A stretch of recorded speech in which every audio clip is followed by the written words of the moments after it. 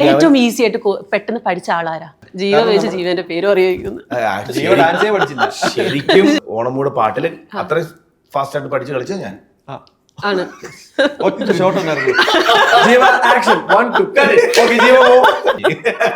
കണ്ടു പഠിക്കുന്നു. 100 രൂപയാണോ 50 കോടിയാണോ വലുത്? ഞാൻ കാശ് കൊടുത്തിട്ടുണ്ട്, ഞങ്ങൾ കാശ് കൊടുക്കണ്ട പണം എടുത്ത്. അങ്ങനെ പറഞ്ഞാൽ കാശ് മുടക്കിയവൻ ജയിക്കും, കാശ് മുടക്കിയവനെ ജയിക്കുള്ളൂ.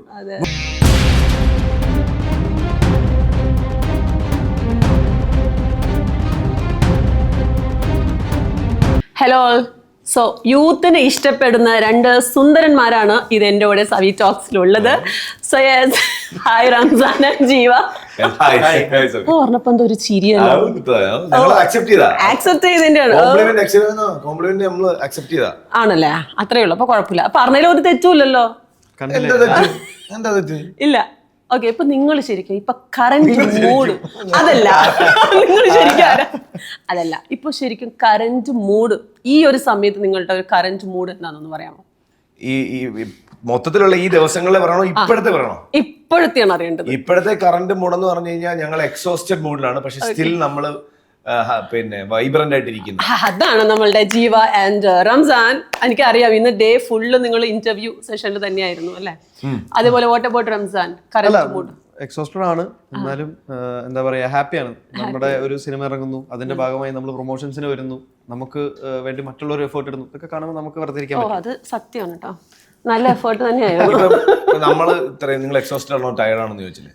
നമ്മളൊരു സിനിമ അഭിനയിച്ചു, ഇറ്റ്സ് ആർ റെസ്പോൺസിബിലിറ്റി ഈ സിനിമയെ ആൾക്കാരിലേക്ക് എത്തിക്കുക. ഇത് നമ്മൾ ചെയ്യേണ്ടത് നമ്മളിലുള്ള ഒരു ഉത്തരവാദിത്വമാണ്. നിങ്ങളൊരു പ്രോഡക്റ്റ് ഉത്തരവാദിത്തം മാത്രമല്ല, എഗ്രിമെന്റിലുണ്ട്. അത് നമുക്ക് വേണമെങ്കിൽ വയ്യ, എനിക്ക് അസുഖം എന്നൊക്കെ പറഞ്ഞാൽ മുങ്ങാം. പക്ഷെ നമ്മൾ നിൽക്കുന്നത് ഇത് ആൾക്കാരിലേക്ക് എത്തണം, ഇത് ആൾക്കാരിലേക്ക് എത്തി ഇതിന് നല്ല അഭിപ്രായം കിട്ടണം, ഈ സിനിമ കുറച്ച് പേര് തിയേറ്ററിൽ കാണണം എന്നുള്ള ഉദ്ദേശമാണല്ലോ നമുക്ക്. ഈ ഉദ്ദേശത്തിന്റെ കൂടെ ഇതുമായിട്ട് ഒരു ബന്ധമില്ലാത്ത ആൾക്കാർ നിൽക്കുവാണ്. ഓക്കെ, ഞങ്ങളുടെ സൈഡിൽ നോക്കുമ്പോൾ ദാറ്റ് ഈസ് ഓൺലൈൻ മീഡിയ. അവർ രാവിലെ വരുന്നു, അവര് സിനിമ അവർക്ക് അവരുടേതായിട്ടുള്ള ബെനിഫിറ്റ്സ് ഉണ്ട്, ദാറ്റ്സ് ഓൺ അതർ സൈഡ്. അവരുടേതായിട്ടുള്ള ബെനിഫിറ്റ്സ് ഉണ്ട്. പക്ഷെ നമ്മുടെ ഒരു ഇതിന് വേണ്ടിയിട്ട് അവരും കൂടെ നമ്മുടെ ജേർണിയിൽ ജോയിൻ ചെയ്യുക. അപ്പൊ പിന്നെ നമ്മൾ ഏതാണ്ട് ഒരേപോലെ ഒരേ ഇതിലാണ് നിൽക്കുന്നത്. അപ്പൊ ഈ ഒരു പാട്ട് എന്ന് വെച്ചാൽ ഇപ്പൊ ഒരു 3 മില്യൺ കഴിഞ്ഞിട്ടുണ്ട്. 3.34 ഓക്കെ, അറൗണ്ട് 4ലേക്ക് എത്താനായിട്ടുണ്ട്. അപ്പൊ അത്രയ്ക്കും ഇപ്പൊ എനിക്ക് തോന്നുന്നു ഓണം എന്നുള്ളൊരു സംഭവം ഈ ഒരു പാട്ട് ഏറ്റെടുത്തിട്ടുണ്ട്.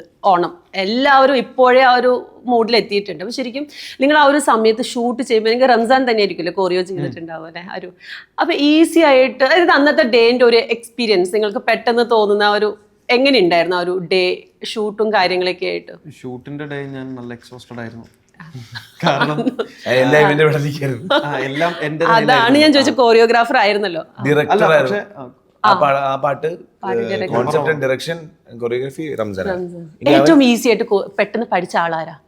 പെട്ടെന്ന് പഠിച്ചത് അല്ല, ഓൾമോസ്റ്റ് എല്ലാരും പെട്ടെന്ന് തന്നെ ക്യാച്ച് ചെയ്തു പരിപാടി. പിന്നെ ജീവ വെച്ച് ജീവന്റെ പേരും അറിയിക്കുന്നു. ഡാൻസേ പഠിച്ചില്ല ശരിക്കും. ഹുക്ക് സ്റ്റെപ്പ് 2 ദിവസം പ്രാക്ടീസ് വെച്ചിട്ട് അത് അറ്റൻഡ് ചെയ്യാതെ പിന്നെ ആ ഹുക്ക് സ്റ്റെപ്പ് പിന്നെ അതായത് നമ്മുടെ ഓണമൂട് പാട്ടില് അത്ര ഫാസ്റ്റ് ആയിട്ട് പഠിച്ച് കളിച്ച ഞാൻ ആണ്. ഷോട്ട് ഉണ്ടായിരുന്നു. ഓണമൂട് അത്താം മൂട് കാണിക്കണം.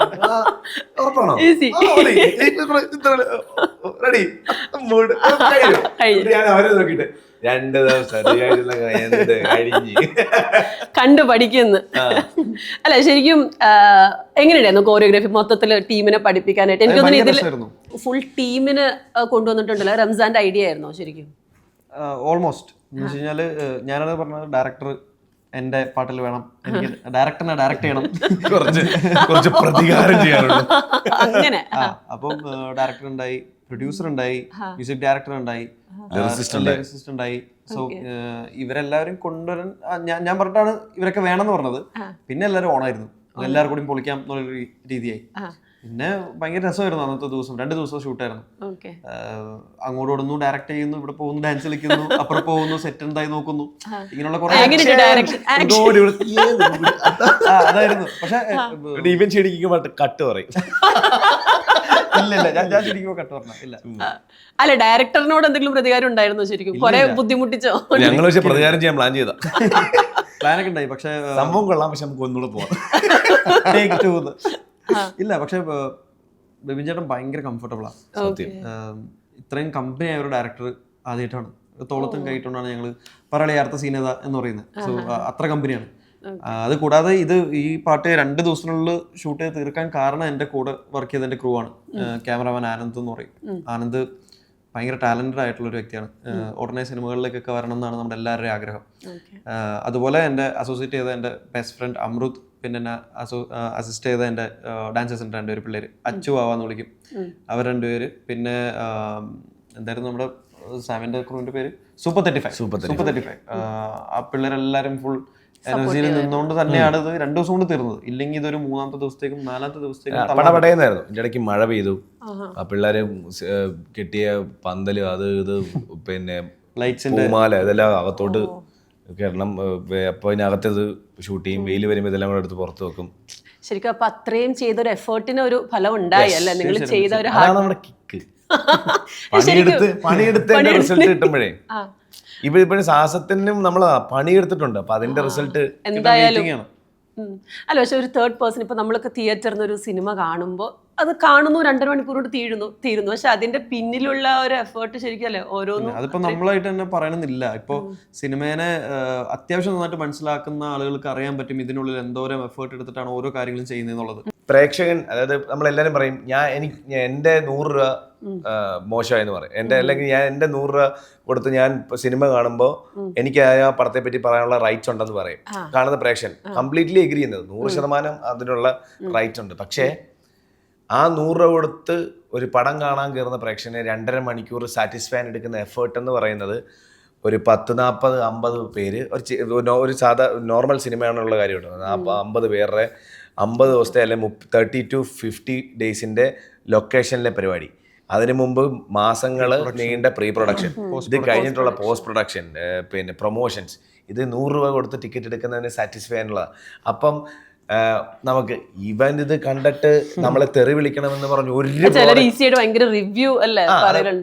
ഒരു ക്രിയേറ്ററും ഒരു ആക്ടറും ഒരു ആർട്ടിസ്റ്റും ഇത് കണ്ടിട്ട് പ്രേക്ഷകൻ എന്നെ തെറി വിളിക്കണം, ഇത് കണ്ടിട്ട് അവൻ തിയേറ്ററിലിരുന്ന് നശിക്കണം എന്ന് പറഞ്ഞ് ചെയ്യത്തില്ല. അങ്ങനെ ചെയ്യാൻ പറ്റത്തില്ല. നമുക്ക് അറിഞ്ഞുകൊണ്ട് ഒരുത്തന്റെ ചീത്തവിളി വാങ്ങിക്കാൻ നമ്മൾ ഒരു കാരണം ഇടുവോ? ഇല്ല. അപ്പൊ അതാണ് ആ ഇന്റൻഷൻ. എപ്പോഴും ആൾക്ക് രസിക്കണം, ആൾക്ക് എന്റർടൈൻഡ് ആണെന്നുള്ളതാണ്. ചിലപ്പോൾ പല കാരണങ്ങളുകൊണ്ട് പാളിപ്പോകും. നമ്മൾ ഉദ്ദേശിക്കുന്നത് നമ്മൾ എടുക്കുന്ന രീതിയിൽ പ്രേക്ഷകർ കൺവേ ആവണമെന്നില്ല. അപ്പം അങ്ങനെ ഒരു സിനിമ കണ്ടിറങ്ങിയിട്ട് ഇന്നലെ ഏത് പടം സിനിമ കണ്ടിറങ്ങിയിട്ട് ഇതെനിക്ക് ഇഷ്ടപ്പെട്ടില്ല, കൊള്ളത്തില്ല, അഭിപ്രായം പറയാനുള്ള സ്വാതന്ത്ര്യമുണ്ട്. പക്ഷേ ആ കൂട്ടത്തിൽ എനിക്കിത് ഇഷ്ടപ്പെട്ടില്ല, അതാണ് എനിക്കിഷ്ടപ്പെട്ടില്ല, നിങ്ങൾ കാണരുത്, അത് നമുക്ക് ആരോടും പറയാൻ പറ്റത്തില്ല. എനിക്കിഷ്ടപ്പെട്ടില്ല, അതിന് എനിക്ക് എൻ്റെതായ കാരണങ്ങളുണ്ട്. നിങ്ങൾക്ക് ചിലപ്പോൾ ഇഷ്ടപ്പെടും. ഭക്ഷണം പൊറോട്ട ബീഫ് എല്ലാവർക്കും ഇഷ്ടപ്പെട്ട ഭക്ഷണമാണ്. അത് ഇഷ്ടപ്പെടാത്ത ഒരുപാട് പേരുണ്ട്. അതായത് പൊറോട്ട ബീഫ് നല്ലതല്ലെന്നാണോ?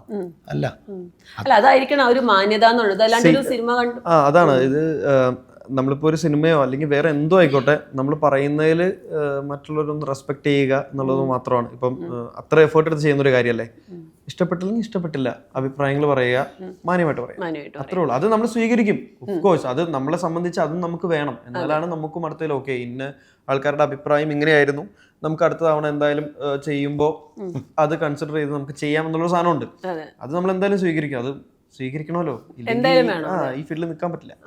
തിരിച്ച് നമ്മളെന്തെങ്കിലും പറഞ്ഞു ഞാൻ കാശ് കൊടുത്തിട്ടുണ്ട്, ഞങ്ങൾ കാശ് കൊടുക്കണ്ട പണം കൊടുത്ത് അങ്ങനെ പറഞ്ഞാൽ കാശ് മുടക്കിയവൻ ജയിക്കും, കാശ് മുടക്കിയവനെ ജയിക്കുള്ളൂ. 100 രൂപയാണോ 50 കോടിയാണോ വലുത്?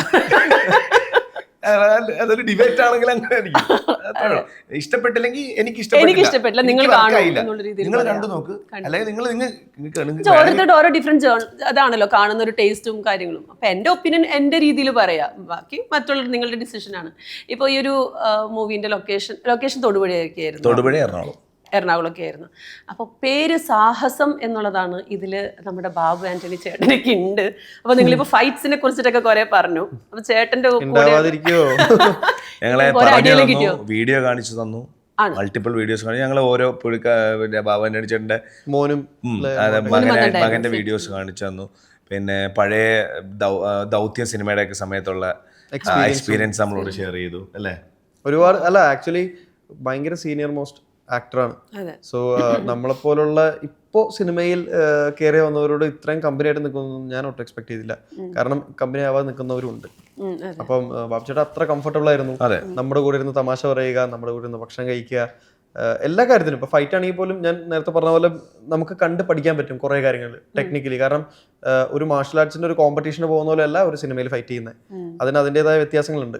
അതിന് അതിൻ്റെതായ സേഫ്റ്റി നോക്കണം, അതിൻ്റെതായ ഓരോ ഇഞ്ചും അല്ലെ ഓരോ ഇഞ്ചും നോക്കി ഏതാണ്ട് ഇവിടെ ഇതുപോലെ കിട്ടിയ പിന്നെ ഒരു ഇതുണ്ട്, ഇങ്ങനെ ഇടിക്കുന്ന ഒരു സീനുണ്ട്.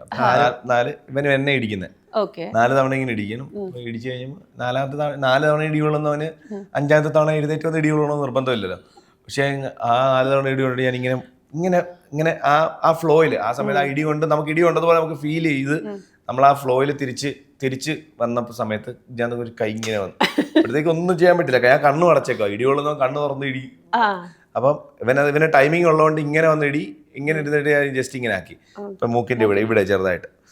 ഞാനത് ശരി 2 കണ്ണും പോട്ടേന്നാണ് ഉദ്ദേശം വേറെ ആയിരുന്നു, കണ്ണു പോയിക്കോട്ടെ എന്നുള്ളത്. എനിക്കറിയായിരുന്നു. ലൈക്ക് പ്രാക്ടീസ് ചെയ്യുന്ന ടൈമിലും നമ്മൾ പ്രോപ്പറായിട്ട് പ്രാക്ടീസ് ചെയ്തു. പക്ഷെ കണ്ടിന്യൂ ചെയ്യാൻ പറഞ്ഞു, ബാക്കി ഷോട്ടിനെ കണ്ടിന്യൂറ്റി ചെയ്യാനായിട്ട്. അപ്പം അതിൽ ജീവ തിരിച്ചു വന്ന ടൈമിങ് കുറച്ച് റോങ് ആയി പോയി. പക്ഷെ അത് അഡ്ജസ്റ്റ് ചെയ്ത് ഞാൻ ഒന്ന് ലൂസ് ആക്കിയപ്പോ കുഴപ്പമില്ലാത്ത രീതിയിൽ ഒരു ഇടി ഉണ്ട്. നല്ലൊരു എക്സ്പീരിയൻസ് ആയിരുന്നല്ലേ. ഇനി ഭാവിയിലേക്ക് ജീവ മൂക്ക് എങ്ങനെ ഉണ്ടായിരുന്നു എന്നിട്ട്? അല്ല ഇവിടെ ചെറുതായിട്ട് ഇടി കിട്ടി. 2 ദിവസം അത് കഴിഞ്ഞിട്ട് 3 ദിവസം കൊണ്ടുണ്ടായിരുന്നു നൈറ്റ് കഴിഞ്ഞ് 4ാമത്തെ ദിവസം ആയപ്പോൾ ഞാൻ നോക്കിയപ്പോൾ ചുഞ്ഞ റെഡ്, അത് പിന്നെ ചെറുതായിട്ട് കരുനീലിച്ച് ഒരു 2 ആഴ്ച കൊണ്ട് പോയി. വേറെ ഡയലോഗ് ഒക്കെ പറയാനുള്ള ബുദ്ധിമുട്ടുണ്ടായിരുന്നു? ഇല്ല, ഫുൾ ഇടിയായിരുന്നു. ഡയലോഗ് എല്ലാം തീർത്തിട്ടാ ബിബി ഇടിയിലേക്ക് കയറാൻ പറഞ്ഞത്. അതാ പിന്നെ ഇടി കൊണ്ട് അവിടെ കിടന്നാലും കുഴപ്പമില്ല, റിയാക്ഷൻ വെച്ച് അഡ്ജസ്റ്റ് ചെയ്യല്ലോ. ഡയലോഗ് പറയാൻ പോയാൽ പിന്നെ സൗണ്ട് പ്രശ്നങ്ങളാണ്. ഇപ്പൊ ബാബു ആന്റണി ചേട്ടന്റെ കാര്യം പറഞ്ഞല്ലോ, അപ്പൊ ചേട്ടന്റെ കൂടെയുള്ള കോമ്പോ സീൻസ് ഒക്കെ എങ്ങനെയുണ്ടായിരുന്നു? ഇപ്പൊ ഫൈറ്റിങ്ങിന്റെ കാര്യം വരുമ്പോ ഫൈറ്റ് മാത്രമല്ല, അതാണ് ബാബു ചേട്ടന് സാധാരണ നമ്മൾ ഒരു സിനിമയിൽ പോർട്രേ ചെയ്യുമ്പോൾ ചിലപ്പോൾ കൂടുതലും ഫൈറ്റിലോട്ട് കോൺസെൻട്രേഷൻ പോകാറുണ്ട്. പക്ഷെ ഇവിടെ ചേട്ടന് ഒരു ഇമോഷണൽ ട്രാക്കും എന്താ പറയാ ക്യാരക്ടറിൽ കുറച്ച് ഡിഫറൻസും ഒരു ആർക്കും പരിപാടി എല്ലാം ഉണ്ട്. അപ്പൊ അതൊക്കെ വിറ്റ്നസ് ചെയ്യാൻ പറ്റി. പിന്നെ ഒരുപാട് നല്ല മൊമെന്റ്സ് ഉണ്ടായിരുന്നു. നമ്മളൊരു ഞാനും ശബരീഷ് ചേട്ടനും ഹരി ഞങ്ങൾ ഇതിനകത്ത് ഫ്രണ്ട്സാണ്. അപ്പോൾ നമ്മുടെ കൂടെ ബാബു ചേട്ടനുള്ള സീക്വൻസും അതൊക്കെ ഭയങ്കര രസമായിരുന്നു. പിന്നെ ഫൈറ്റിന്റെ കാര്യം പറയണ്ട, ഈസ് ലൈക്ക് പ്രോ. അത് വൃത്തിക്ക് ചെയ്യുക, ക്ലീൻ ആയിട്ട് ചെയ്യുക. ഒരു ഇൻസിഡന്റിൽ ഒരാളുടെ കൈ എന്തോ ജസ്റ്റ് ഒന്ന് മാറി എന്തോ പോയി. അപ്പോൾ പുള്ളി അതിനനുസരിച്ച് അത് മാറ്റിയെടുത്ത് കൃത്യമായിട്ട് ചെയ്യുക. അതൊക്കെ ചുമ്മാ ഫൈറ്റ് ചെയ്യുന്ന ഒരാൾക്ക് പറ്റില്ല. എത്ര വർഷമായിട്ട് ഇടിച്ചോണ്ടിരിക്കുവോ, എത്ര വർഷമായിട്ട് ഇടി കിട്ടുന്നു. അതുകൊണ്ട് അത് പുള്ളി പറയുന്നത് പഴയ കഥകളൊക്കെ കേട്ട് നമ്മൾ കിടുങ്ങിപ്പോ. അത് മാത്രമല്ല, ബാബുച്ചേട്ടന്റെ കാര്യം പറയുമ്പോൾ ബൈജുചേട്ടന്റെ കാര്യം പറയാതിരിക്കാൻ വയ്യ. ബൈചേട്ടൻ ഭയങ്കര കംഫർട്ടബിൾ ആണ്. ബൈജുചേട്ടൻ എങ്ങനെയാണ് ശരിക്കും? ഭയങ്കര ഒരു സ്ട്രേറ്റ് ഫോർവേഡ് എങ്ങനെയാണ്? ബൈചേട്ടന് ഇഷ്ടമില്ലെങ്കിൽ ബൈചേട്ടന് ഇഷ്ടമില്ല എന്നുള്ളത് നമുക്ക് മനസ്സിലാവും. പിന്നെ നമ്മൾ ആ വഴിക്ക് പോകത്തില്ല. ഇല്ല, ബൈചേട്ടനും കമ്പനി ആയിരുന്നു കേട്ടോ, ഭയങ്കര രസമായിരുന്നു. ലൈക്ക് പുള്ളിയുടെ കുറെ കഥകളും. ബൈചേട്ടൻ ടോൺ അങ്ങനെയാ. ഇവിടെ പടത്തിൽ നീ ഉണ്ടാ അതാണ്. അപ്പം അത് എല്ലാം നമ്മൾ എൻജോയ് ചെയ്യുന്നുണ്ട്. അവര് നമുക്ക് ഓരോ പടത്തിന്റെ കാര്യമല്ല തന്നെ വെറുതെ അവരുടെ കാര്യങ്ങൾ പറയുന്നത് തന്നെ നമുക്ക് ഒരു എക്സ്പീരിയൻസാ. കേട്ടിരിക്കാൻ തന്നെ അങ്ങനത്തെ നല്ല നല്ല കോൺവെർസേഷൻ ഉണ്ടായിട്ടുണ്ട്. നരേൻ ചേട്ടനാണ് നമ്മൾ ആ കൂട്ടത്തിൽ മെയിൻ. നമ്മളുമായിട്ട് പെട്ടെന്ന് സിങ്കായി നമ്മുടെ കൂടെ തന്നെ. പിന്നെ നമ്മുടെ കൂടെ പുള്ളിക്ക് അതിന്റെ ആവശ്യമില്ല. പുള്ളി അങ്ങനെ പുള്ളി നമ്മളെ കൺസിഡർ ചെയ്ത് കോ ആർട്ടിസ്റ്റുകളായിട്ട്, അല്ലാതെ ജൂനിയേഴ്സ് ആയിട്ടല്ല. അപ്പൊ നമുക്ക് ഭയങ്കര സന്തോഷം. ശരിക്കും നിങ്ങളുടെ ഒരു ഭാഗ്യം തന്നെയാണ് ഇത്രയധികം എക്സ്പീരിയൻസ്ഡ് ആയിട്ടുള്ള ആൾക്കാരോട് വർക്ക് ചെയ്യാൻ പറ്റുക എന്നുള്ളത്. നമ്മള് ഞാനൊരു ഒരു ഷോട്ടിൽ ഞാനിങ്ങനെ നിൽക്കുന്ന സമയത്ത് ക്യാമറ ഇങ്ങനെ മൂവ് ചെയ്ത് ഇങ്ങനെ വരുന്നുണ്ട്. അപ്പൊ എന്നോട് പറഞ്ഞാൽ ഇവിടെ എത്തുമ്പോൾ നീ ഞാനങ്ങനെ നിന്നാൽ മതി. അപ്പൊ എന്നോട് പറഞ്ഞാൽ ഒന്നുമില്ല, നീ ജസ്റ്റ് ഒന്ന് മൂവ് ചെയ്യുമ്പോൾ ആ ഫ്രെയിം രസമായിരിക്കും എന്ന് പറഞ്ഞു. വേറെ ഒന്നുമില്ല, ആ ഫ്രെയിമിൽ വേറെ കുറെ കാര്യങ്ങളുണ്ട്. നമ്മളവിടെ ആ സൈഡിലേ ഉള്ളൂ. പക്ഷെ നമ്മൾ ആ മോണിറ്ററിൽ നോക്കുമ്പോൾ നമ്മൾ അങ്ങനെ മൂവ് ചെയ്യുന്ന സമയത്ത് മൊത്തത്തിലൊരു ആക്ടിവിറ്റി നടക്കും. ഒന്നുമില്ല, ജസ്റ്റ് ഒന്ന് അനക്കിയാൽ മതി. അപ്പൊ അങ്ങനത്തെ ചെറിയ കാര്യങ്ങൾ ഉണ്ടാക്കുന്ന ആ ഒരു ഇമ്പാക്റ്റ് ഉണ്ടല്ലോ, അത് കൊള്ളാല്ലേ. കുറെ കാര്യങ്ങൾ പഠിക്കാനുണ്ട്. നിങ്ങളുടെ ക്യാരക്ടറിനെ കുറിച്ച് പറയാമോ? സാഹസത്തില് ഇതില് ഞാൻ ചെയ്യുന്ന ക്യാരക്ടറിന്റെ പേര് ജീവൻ എന്നാണ്. അപ്പോ ജീവൻ അവനൊരു ഫ്രണ്ട് സർക്കിൾ ഉണ്ട്. ഞാൻ നേരത്തെ പറഞ്ഞ പോലെ അവരുടെ ഇടയിൽ ഭയങ്കര കംഫർട്ടബിൾ ആണ്, ഭയങ്കര എക്സ്ട്രാ ഔട്ട് ആയിരിക്കും, ഭയങ്കര ഹാപ്പിയാണ്. പക്ഷെ ജീവൻ ഒരു സാധാരണ പയ്യനാണ്. ഒരിക്കലും ഒരു ലീഡ് ക്യാരക്ടർ എന്ന് വെച്ചിട്ട് ഭയങ്കര മാസ് കാണിക്കാനോ അല്ലെങ്കിൽ ഭയങ്കര ഇന്റലിജന്റ് ആയിട്ടുള്ള മൂവ്സ് നടത്താനോ അതിനൊന്നും പറ്റാത്തൊരു ചിലപ്പോൾ നമുക്കൊരു നിസ്സഹായത തോന്നാവുന്ന ഒരു ക്യാരക്ടറാണ്. ഓക്കെ, ജീവ? ഞാൻ റോണി എന്ന് പറഞ്ഞ ക്യാരക്ടറാണ്, ഒരു നെഗറ്റീവ് ഷെയ്ഡുള്ളൊരു ക്യാരക്ടറാണ്. ഓക്കെ. റോണിയെ കാണുമ്പോൾ പറയാം, റോണിയുടെ വീട്ടിൽ കാശുണ്ട്, നല്ല കാശുള്ള നല്ല ഇൻഫ്ലുവൻസ് ഉള്ള ഒരു തന്തയുടെ മോനാണ്. അപ്പം തന്നെ ഒരു സ്പോയിൽഡ് ബ്രാറ്റ്, വാശി. ഞാൻ വിചാരിച്ച വഴിക്ക് കാര്യങ്ങൾ നടന്നിട്ടുണ്ടാവണം, അതുകൊണ്ടായിരിക്കുമല്ലോ അവൻ ഇങ്ങനത്തെ ഉള്ളൊരു വാശി. എനിക്കുണ്ടാകുന്ന പ്രശ്നം അത് എൻ്റെ അടുത്ത് നിന്ന് എനിക്കൊരു പ്രശ്നമല്ല, എനിക്കത് കംപ്ലീറ്റ്ലി എനിക്കത് വൈപ്പ് ഓഫ് ചെയ്ത് കളയാൻ പറ്റും. അങ്ങനത്തെ ഒരു ആറ്റിറ്റ്യൂഡുള്ള ഒരാളാണ്. അപ്പം ഞങ്ങളുടെ ജീവിതങ്ങൾ തമ്മിൽ കൂട്ടിമുട്ടും. അപ്പം ഇവനുണ്ടാകുന്ന മെയിൻ പ്രശ്നമാണ് ഞാൻ. വേറെ പല പ്രശ്നങ്ങളും പല ആൾക്കാർ വഴി നമ്മുടെ സ്ഥലത്തേക്ക് വരുന്നുണ്ട്, പക്ഷെ ഇവന്റെ പ്രശ്നം ഞാനാണ്, എൻ്റെ പ്രശ്നം ഇവനും. അത് എങ്ങനെ ഷൂട്ട് ചെയ്യുന്നു എന്നുള്ളതാണ്. അതാണ് ഇതിന്റെ ഒരു ചെറിയൊരു സംഭവം, സാഹസത്തിന്റെ.